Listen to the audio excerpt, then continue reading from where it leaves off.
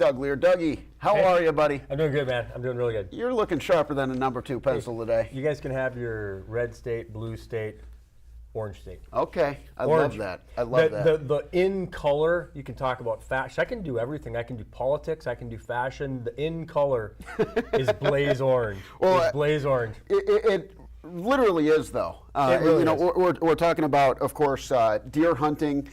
We talked about it last week, talking about it again this week. It's a huge deal up here, and it's something. It starts at noon on Friday, and just like last week, excuse me, a little show and tell. Yeah. Because this is what you want to be wearing. In. Yeah. It's absolutely in blaze orange. One of my funny stories is this is a few years ago. I stopped in at a local convenience store, and a lady says, "Gosh, must be a lot of road construction going on." And we're seeing all this orange. Like, Yeah. No. It's deer season.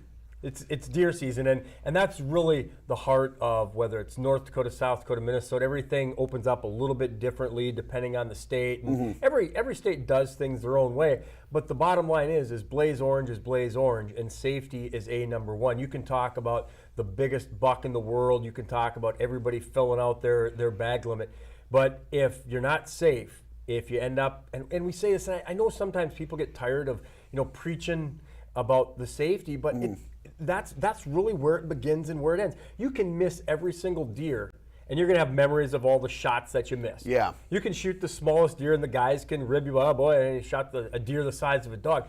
But when it comes down to it, you're going to make some memories. Yes. And the key is to make those memories not include a 911 call equipped to the emergency room. Yeah, and that's where you obviously have to be extremely careful when you're out there with guns, and this just the visibility. It's pretty self-explanatory. It is, and we also try to remind people it's really nice. So there's going to be people that'll be heading out and going for a walk. There's going to be people maybe going out just on a Sunday drive. We have people when they're going out to the mailbox. They live on a farmstead. They're going out to check the mail. They're going out to take the dog for a walk. They put on their blaze orange, and that's just kind of standard protocol around here. Is if you got a blaze orange hat, throw it on the dashboard. When you get out, put that on. It makes you visible to everybody else that's out there. We're going to have somewhere around 50,000 deer hunters that are taken to the field in North Dakota, and way more than that in Minnesota. And that visibility is really key. We can go through a whole list. A laundry list of safety, of making sure that you treat every gun as if it were loaded, and making sure that you don't have a loaded firearm in a vehicle, knowing your target and what's beyond. So if you miss your target, you're not going to miss. But if somebody else might miss their target, what is beyond that? Is there another hunting party? Is there a house? Is there a pickup? So there's a whole laundry list of safety, but it begins with making sure that you're visible.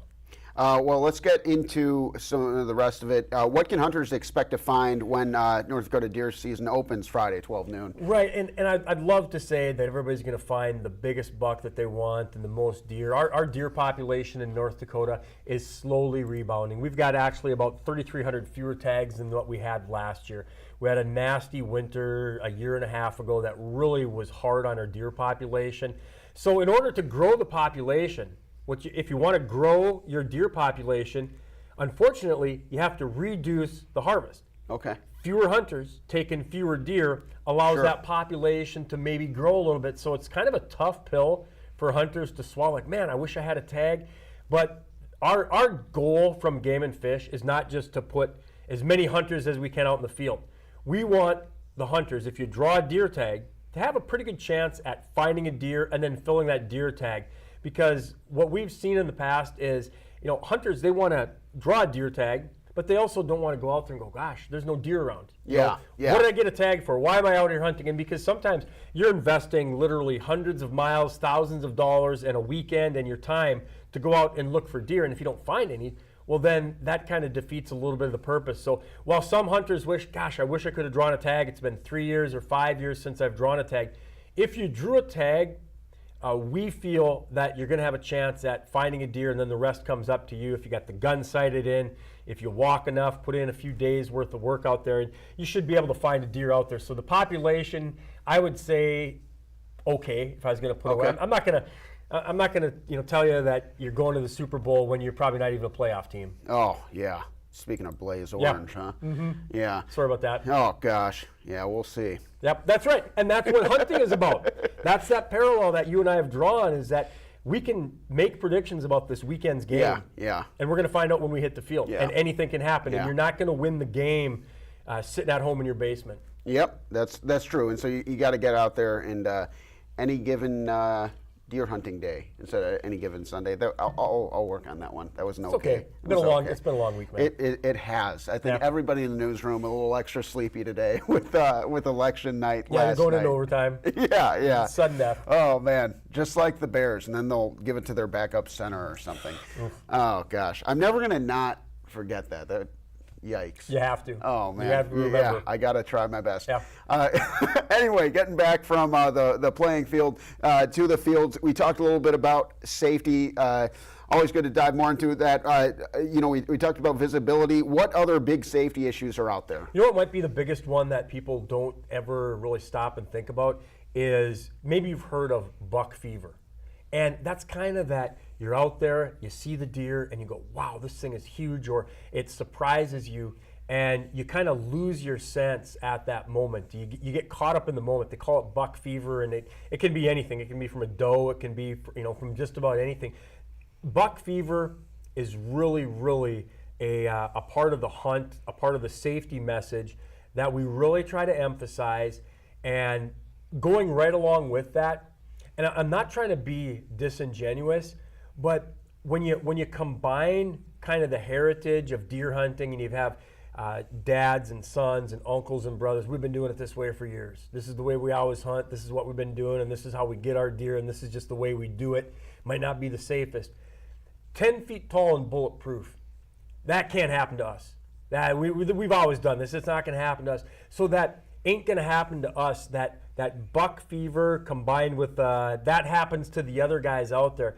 We've seen some tragic accidents take place. So I appreciate you bringing it up again in a little different light, is that safety message is these safety reminders aren't just for the other folks out there. They're not just for, that ain't going to happen to us. It does, unfortunately, happen to people. So that's kind of one of the biggest hurdles that we have, is we try to remind people that when you see that buck, that buck fever, is just pause a second. Just take a breath and know your surroundings. Once you squeeze that trigger, there's no taking that bullet back. Once that trigger is pulled, you can't take it back. So you've passed the point of no return. Make sure of your target before you squeeze that trigger. Just pause. We'd rather have you, I missed the shot, or I didn't take the shot, than go, ooh, what was I thinking? So that's it. It doesn't sound like a big deal, but it happens every single year, and people get caught up in the moment, and or they're also maybe doing some unsafe hunting practices and shooting from a motor vehicle, and a lot of the other things that go along with that, having a loaded firearm into a vehicle. So when we talk about some of the biggest safety issues that we run into, it's not necessarily just this 10 commandments of hunting, the do's and the don'ts. Sometimes it's a mindset. Sometimes it's kind of that mindset of that doesn't happen to us. That happens to the other people that are out there. And so it's really about being aware, being proactive, and just knowing the situation. And I'm not trying to reduce this, and I'm not trying to make it something, just kind of recreational. But it's like Aaron Judge catching that ball.